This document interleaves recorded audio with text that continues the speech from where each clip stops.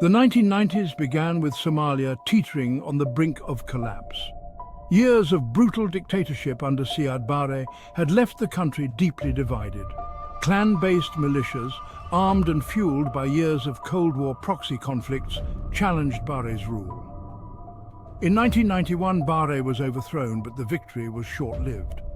Somalia descended into chaos as rival warlords battled for control. The central government disintegrated, leaving a power vacuum. Warring factions carved up the country, terrorizing civilians and plundering resources. Somalia, once a nation with a rich history and culture, was reduced to anarchy and violence. The world watched in horror as a humanitarian catastrophe of unimaginable proportions began to unfold. The international community, initially slow to react, began to grasp the severity of the situation in Somalia. News reports and images of skeletal children, their bellies swollen from starvation, shocked the world. The fighting had disrupted food supplies, making it nearly impossible for aid agencies to reach those in desperate need.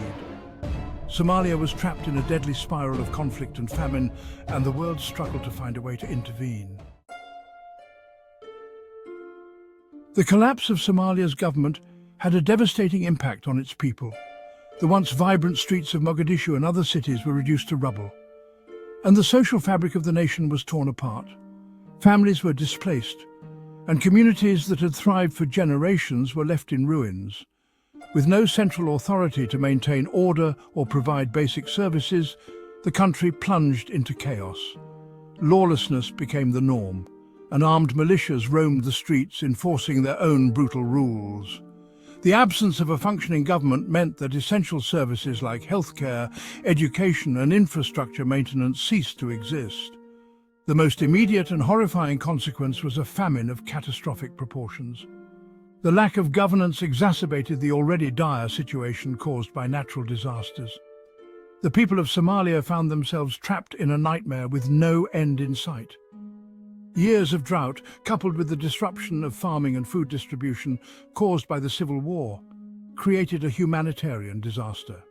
Crops failed, livestock perished, and the once fertile lands turned barren.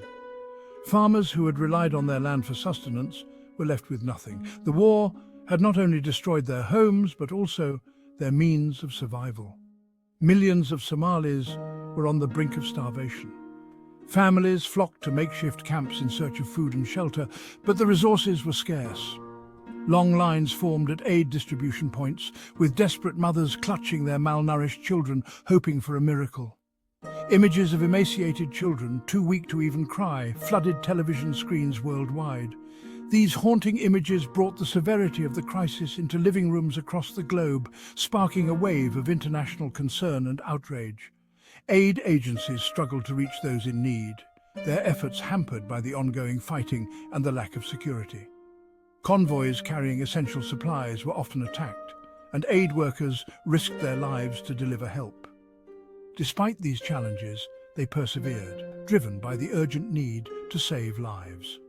Warlords, more interested in consolidating their power than helping their people, often looted aid shipments or used food as a weapon. These ruthless leaders exploited the crisis to strengthen their control, showing little regard for the suffering of their fellow Somalis. The world watched in horror as the death toll mounted.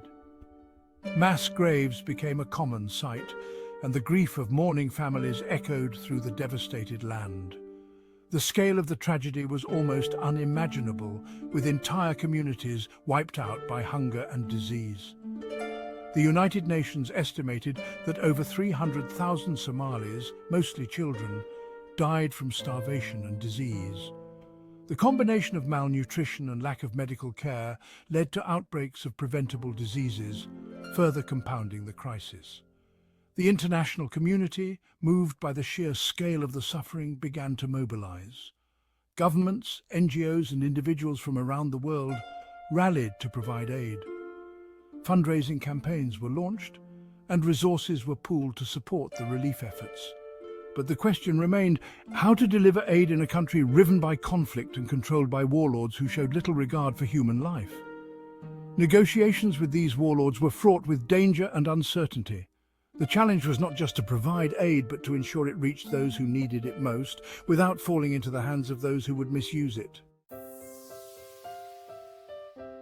In August 1992, the United States, in response to the worsening humanitarian crisis in Somalia, launched Operation Provide Relief.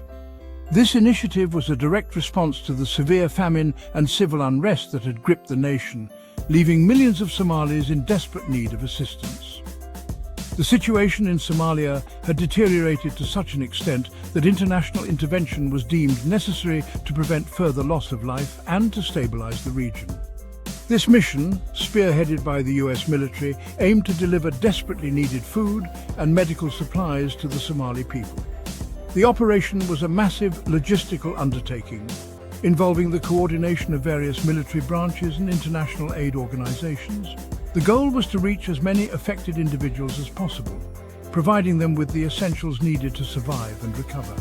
Working with international aid organizations, US forces established air and sea bridges to transport aid into the country.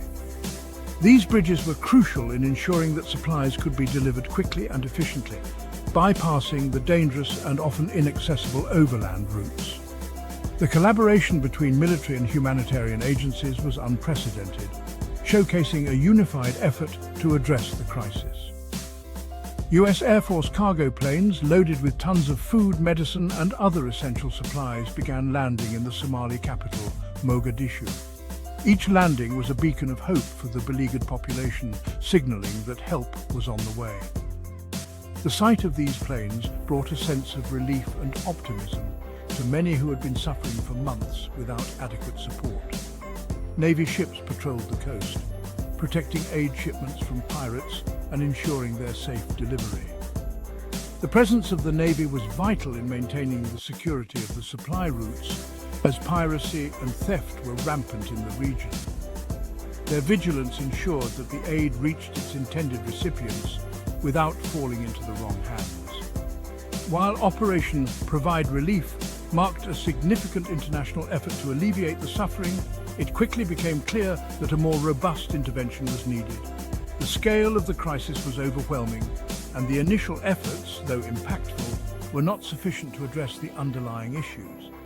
The international community began to recognize that a long-term solution was necessary to bring about lasting change. The presence of US forces, while providing a lifeline to millions of Somalis, did little to address the root cause of the crisis, the ongoing conflict and the warlords who profited from it. These warlords controlled large swathes of territory and resources, perpetuating the violence and instability that plagued the country. Their influence made it difficult to establish peace and order, complicating the efforts of the international community. Aid shipments were often looted, and humanitarian workers faced constant danger. The volatile environment made it challenging to deliver aid safely and effectively. Many aid workers risked their lives to provide assistance, navigating through conflict zones and dealing with the threat of violence on a daily basis. Their bravery and dedication were crucial in ensuring that aid reached those in need. The international community realized that a more assertive approach was required to create a secure environment for aid delivery and to help Somalia transition towards peace. This realization led to the deployment of UN peacekeeping forces and increased diplomatic efforts to broker peace agreements. The goal was to create a stable and secure environment where humanitarian aid could be delivered without obstruction and where the Somali people could begin to rebuild their lives. As the situation in Somalia continued to deteriorate, the world watched in horror. The streets were filled with chaos, and the cries of distressed civilians echoed through the air. Refugees fled their homes, seeking safety and shelter wherever they could find it.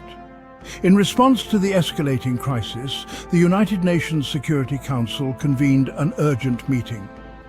After intense deliberations, they passed Resolution 794 in December 1992, a pivotal moment in the international community's efforts to address the Somali crisis.